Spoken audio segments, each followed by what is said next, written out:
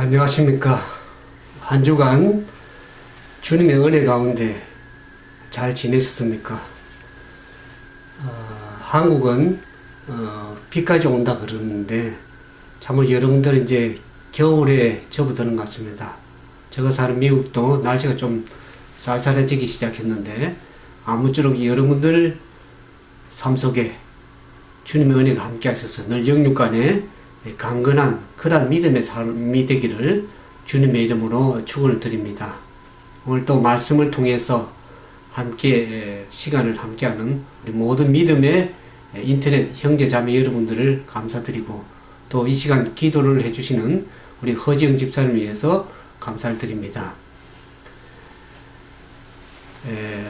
말씀을 듣는 저와 여러분은 항상 주님의 교훈의 말씀을 통해서 살아가는 사람들입니다.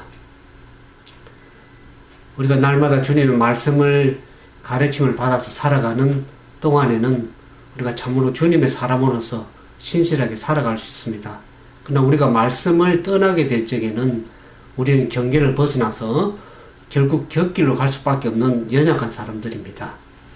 그래서 우리는 늘 말씀 가운데 있으면서 묵상하면서 그 말씀에 순종함으로 인해서 그 말씀이 우리의 영혼을 살리고 또 우리를 그 말씀이 우리를 의의 길로 인도하는 사람이 됩니다.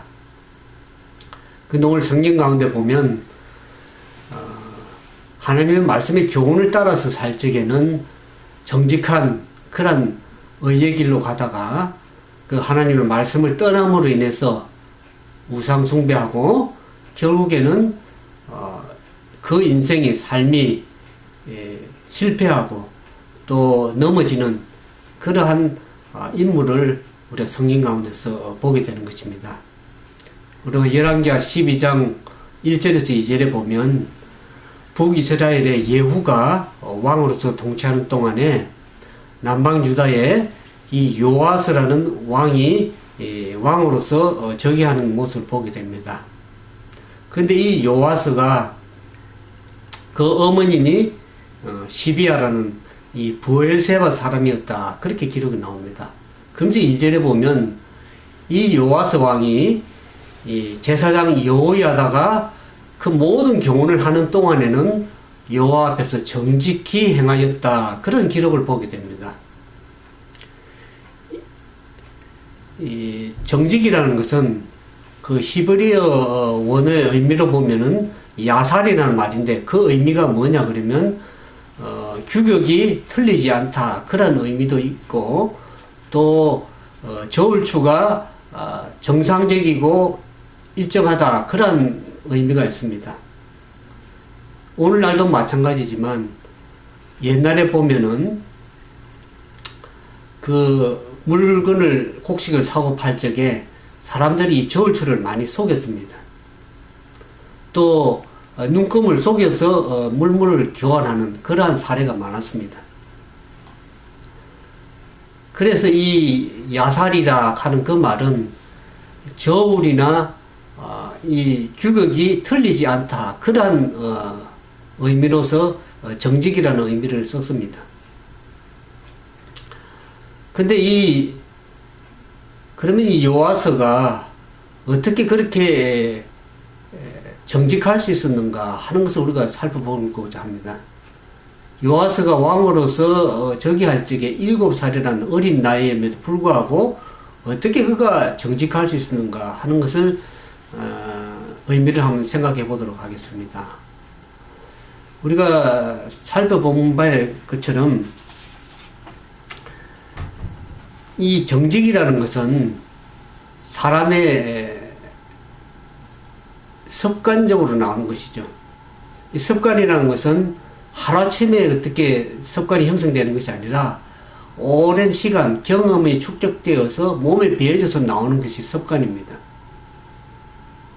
그래서 이 여호와의 경우 보면 이게 정직했다, 여호와 앞에 정직했다 그 말은 그가 오랫동안 어떤 훈련을 받았다는 것을 알 수가 있죠. 우리가 열왕기서를 쭉 살펴보게 되면 그 열왕기서의 왕들이 나올 때마다 그 뒤에 왕의 나이가 나오고 그 다음에 그에 따라서 그 왕의 어머니가 누군지 이름이 따라 나옵니다.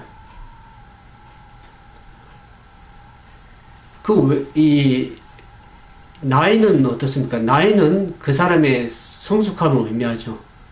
나이가 얼마나 됐냐에 따라서 그가 성숙하느냐 미성숙하느냐를 판단하는 어떤 기본적인 기준이 될 수가 있습니다.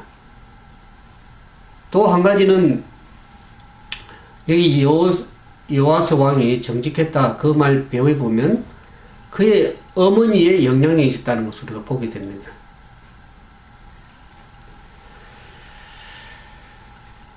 이 유다의 왕으로서 즉위한 왕이 참으로 선한 왕인가 아니면 하나님의 뜻에 벗어나서 악한 왕인가 하는 것을 결정하는 것은 그 어머니가 어떠한 분이냐에 따라서 선한 왕이 되느냐 아니면 하나님 말씀에 배역하는 악한 왕이 되느냐를 결정하게 되는 것을 보게 됩니다.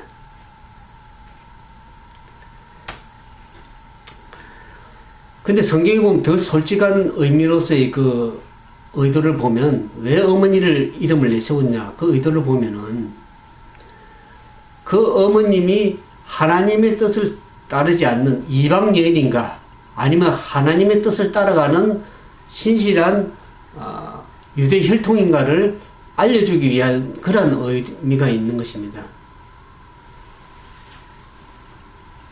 그래서 이 요아스가 정직하다는 것은 우리가 12장 1절에 보는 것처럼 그 어머니의 영향력을 우리가 살펴볼 수가 있는 것입니다. 근데 요아스의 어머니 시비아가 어떤 지방의 사람이냐면 브엘세바 사람이었다. 그렇게 성경이 기록하고 있습니다. 이 브엘세바는 라 그러면 어떤 생각이 들어갑니까?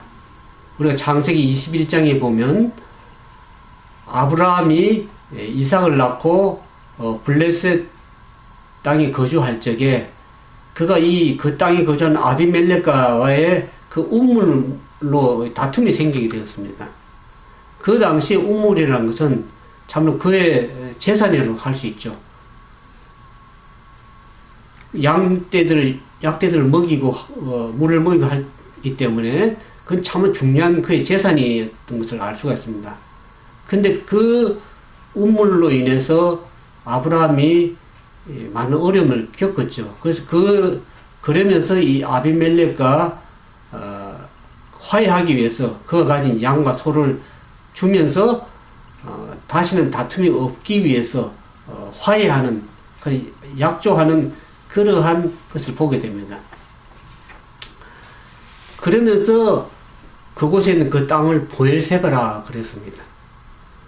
거기에 에셀 나무를 세우고 거기에서 제단을 쌓고 영생하는 하나님을 불렀더라. 그런 성경의 기록이 나옵니다. 그런 것처럼 이 브엘세바라는 것은 그 요아스의 어머님 시비아가 브엘세바 사람이라는 것은 그 어머님의 믿음을 얘기를 하는 것이죠. 그 어머님이 하나님 앞에 제단을 쌓고 하나님께 말씀에 순종하면서 나아가는 그 사람이었기 때문에 요아스가 참으로 정직한 그러한 믿음의 사람으로 살아갈 수 있었다는 것을 우리가 이해하게 됩니다.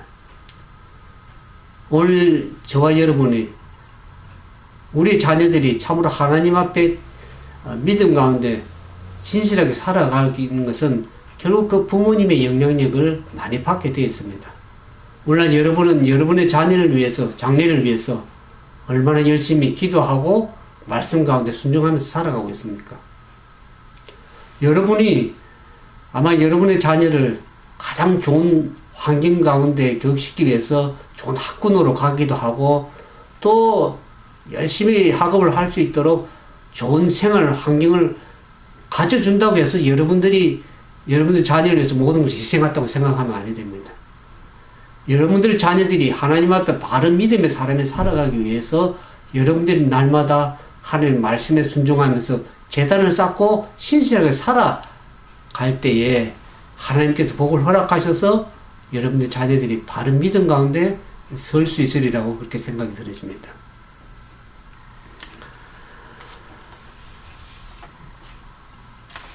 그 다음에 이 요아스가 이 정직하게 행할 수 있었던 두 번째 이유를 보면 우리가 2절에 보는 것처럼 제사장 여호야다가 사는 모든 날 동안에 교훈하는 날 동안에 그가 여호와 앞에 정직히 행하였다. 그 말을 우리가 생각해 볼 수가 있습니다. 이 요아스가 어린 나이 7세 7살에 왕이 오를 수밖에 없었던 그 배경을 1왕기하 8장과 11장에 보면 잘 기록이 나와 있습니다. 우리가 살펴본 바에 의하면 이 북이스라엘의 이 아합왕이 죽고 난 이후에 그의 아들 요람이 왕으로서 통치를 하게 되죠. 그때 요람이 북이스라엘 왕이 될 때에 그의 신하인 그 예후라는 장관이 반역을 해서 결국 요람을 죽이게 되죠. 근데 그 요람이 아람과의 전쟁에서 상처를 받아 치료하기 위해서 이스라엘에 와 있을 동안에 남방 유다의 아하시아라는 왕이 병문안에 와 있었을 때입니다. 그러면서 이 요람 왕이 예후가 요람 왕을 죽이면서 결국 아하시아 왕도 죽이게 됩니다. 이 아하시아 왕이 남방 유다 아하시아 왕이 죽음으로 말미암아서 그의 어머니인 야달라가 정권을 탈취하고 통치하는 모습 가운데에 이 아달랴가 이 아하시아의 왕의 아들들이나 왕족 가운데 왕위에 등극할 만한 그런 모든 친족들을 사거리에 살해하고 죽이는 모습을 성경 가운데 보게 됩니다. 역사 가운데 보게 됩니다. 그러면서 그 가운데에 이 아하시아의 누이인 이 누이가 그러니까 아하시아의 누이라는 것은 결국 요아스의 고모가 되는 거죠. 결국 이제 이 요람은 이 아하시아 아들인 요아스가 그 아하시아 누이가 이 아달라가 그렇게 많은 사람들 죽이는 가운데 이 요아스를 빼내어서 숨겨서 키웁니다. 그때 누구에게 맡겼냐 그러면 이 제사장 여호야다에게 이 요아스를 숨겨서 6년 동안 보호하에 키우게 됩니다. 그래 결국 6년 이후에 보면 이 제사장 여호야다가 많은 관리들과 함께 이 야달랴를 왕에서 끌어내리고 결국 살해하고 이 요아스를 왕위에 아하시아 아들 요아스를 왕으로서 등극하게 됩니다. 그래서 이 요아스가 결국 어린 나이에 왕으로서 등극하게 됩니다. 그래서 그가 이 여호야다가 모든 경험을 하는 동안에는 이 요아스가 여호와 앞에 정직할 수밖에 없었다. 그렇게 성경이 기록하고 있습니다.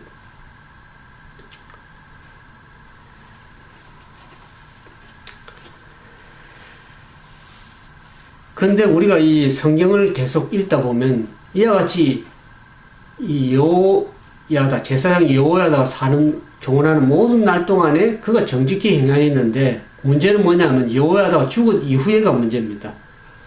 여호야다가 죽은 이후에 이 요아스는 결국 하나님의 말씀에 떠나서 우상 숭배하고 그 우상 숭배를 막고자 하는 그 여호야다의 아들 스가랴까지 죽입니다. 그러면서 결국 그는 어떡합니까? 자기 신하에게 살해당하고 결국 역사에서 사라져가는 그런 모습을 우리가 성경 가운데서 보게 됩니다. 우리가 하나님의 말씀에 순종하는 것은 이례적인 것도 아니고 어떤 일정 기간에만 하는 것이 아닙니다. 우리가 살아있는 동안 우리가 어쩌면 죽기 전까지도 하나님의 말씀에 순종해 살아갈 적에 우리의 삶이 바른 삶이 되는 것입니다.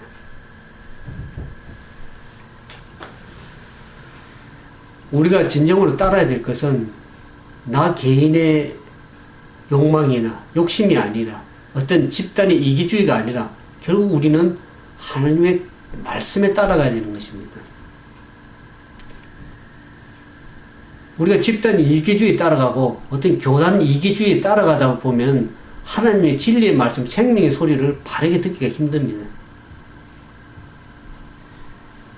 자기의 형편이나 어떤 사정에 너무 매여 있으면 거기에 따라가다 보면 하나님의 진리의 소리를 바르게 듣기가 힘들 때가 많습니다. 그러기에 우리가 진정한 그리스도인으로 살아가려고 그러는 것은 어떤 면에서는 진리를 추구하고 따라간다는 것은 참 외로움의 길이요, 어떤 면에서는 두려움을 감수해야 되는 그러한 삶이 될 수밖에 없는 것입니다. 오늘 우리가 끝까지 주님의 말씀을 붙들고 진리 가운데 순종하고 살아가다 보면 결국 그것은 그 사람이 아무리 무명하고 부족함이 있다 할지라도 그 사람을 통해서 하나님께서는 역사를 이루어 가시고 그분의 뜻을 이룬다는 것을 우리가 반드시 기억할 필요가 있습니다.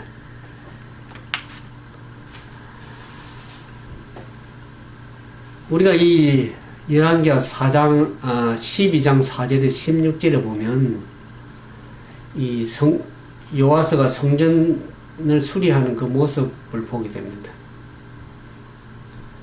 어떻게 해서 성전이, 퇴락된 성전이 수리되어 가는가 하는 것을 우리가 살펴보면 이 여호와서가 왕으로서 등극해서 어린 나이 통치하면서 이 성전이 퇴락되어 갈 적에 제사장들에게 이 성전을 보수하도록, 수리하도록 여러 차례 권고를 했지만 제사장들이 그 말을 듣지를 않았습니다. 그래서 그가 30살 되는까지도 이 성전이 퇴락된 것을 보수하지 못하고 있었습니다. 그래서 그가 이 제사장들을 불러서 그렇게 얘기를 하죠. 너희가 어떻게 해서 성전이 퇴락된 것을 수리하지 아니하느냐? 이제는 사람들로부터 은을 받지 말고 그 성전에 들어오는 돈으로서 성전이 퇴락된 것을 수리하도록 그렇게 명령을 내렸습니다. 그럼에도 불구하고 어떻습니까? 그 말씀의 의미에 보면 그 당시에 성전에서 들어오는 헌금을 가지고는 성전을 수리하는 비용도 적합치가 않고 또 제사장들의 생활비에 충분치 아니하다는 것을 우리가 그 말씀 가운데 보게 됩니다. 그러다 보니까 제사장들이 아는 사람으로부터 돈을 받은 것을 우리가 기록 가운데서 보게 됩니다. 어떤 주석가들은 제사장들이 뇌물을 받았다는, 또 어떤 상업적 거래를 함으로써 돈을 받았다고 그렇게 말씀하신 분도 있는데, 여하튼 그 성전에 들어오는 헌금이 결국 성전을 수리하는 비용이나 제사장의 생활비에 충분치 아니었다는 것을 우리가 알게 됩니다. 그럴 때 이 여호와스 왕이 은을 받지 말고 그 들어오는 돈으로 성전을 수리하라고 그렇게 명령을 했을 때 제사장들이 어떻게 합니까? 은도 받지 아니하고 이제는 성전 수리도 아예 하지 않는 겁니다. 우리 사람들이 가끔씩 많은 사람들 보면은 여건이 어렵고 환경이 어려워지면은 어떻게 됩니까? 자포자기하게 되고 회의적이고 부정적이 되어서 아무것도 하지 않으려고 하는 그러한 모습을 보게 됩니다. 그것은 바른 신앙인의 자세가 아니라고 우리가 생각하게 됩니다. 그와 같이 제사장들이 요아스 왕의 명령을 반기를 들고 은도 받지 아니하고 성전이 퇴락된 것을 수리하지도 않고 있는 가운데에 이 제사장 여호야다가 성전 안에 우편에 이 헌금함을 설치해서 그 구멍을 내고 거기에 헌금을 하도록 그렇게 했습니다. 그래서 그 헌금함에 허물이 많이 모였을 때에 그걸 통해서 기술자들에게 주어서 그 성전을 수리하도록 그렇게 말씀에 순종하는 모습을 보게 됩니다. 많은 사람들이 말씀을 듣지만은 그 말씀에 순종하는 사람은 한 사람입니다. 그 말씀에 순종하는 사람을 통해서 하나님께서 일을 하시고 하나님이 역사를 이루어 가시고 그 말씀하는 사람을 통해서 영혼을 살리고 주님의 일이 이루어지는 것을 보게 됩니다. 오늘 저와 여러분은 어떤 사람입니까? 하나님의 말씀을 들을 때 그 말씀에 순종해서 살아가는 사람들입니까? 그 말씀에 순종하는 그 한 사람을 통해서 하나님께서 오늘도 역사하시고 그분을 통해서 축복의 통로로서 주님의 일을 이루어가는 것을 우리가 기억하면서 오늘 말씀을 듣는 저와 여러분이 하나님의 말씀에 늘 순종하는 그런 믿음의 신실한 충성하는 주님의 귀한 종들이 되기를 주님의 이름으로 축원드립니다. 함께 기도하겠습니다. 감사하시고 자비하신 아버지 하나님, 오늘 부족하고 연약한 저희들에게 하나님께서 은혜를 베푸셔서 주의 말씀을 따라 살 수 있는 믿음을 주시고 그 말씀을 기쁨 가운데 순종할 수 있는 믿음도 허락하셔서 아무쪼록 주님의 뜻을 이 땅에서도 이루는 귀한 삶이 되도록 은총을 베풀어 주시옵소서. 우리가 주님의 말씀을 떠나서는 나약한 가운데 실족하여 넘어질 수밖에 없는 사람들임을 고백합니다. 오늘 하나님의 거룩한 말씀이 성령의 능력을 통해서 우리가 순종하는 믿음을 가지고 주님께 나아가기를 원하오니 오늘 말씀을 듣는 또 말씀을 전하는 저와 모든 분들에게 주님의 크신 은혜의 역사하심 함께 하셔서 말씀으로 순종하고 승리하여 이 땅에서 복을 누리고 영원한 나라에 들어가는 귀한 주님의 형제 자매들 되도록 축복해 주시옵기만을 사랑이 많으신 우리 구주 예수님 이름으로 감사하며 간절히 기도드리옵나이다.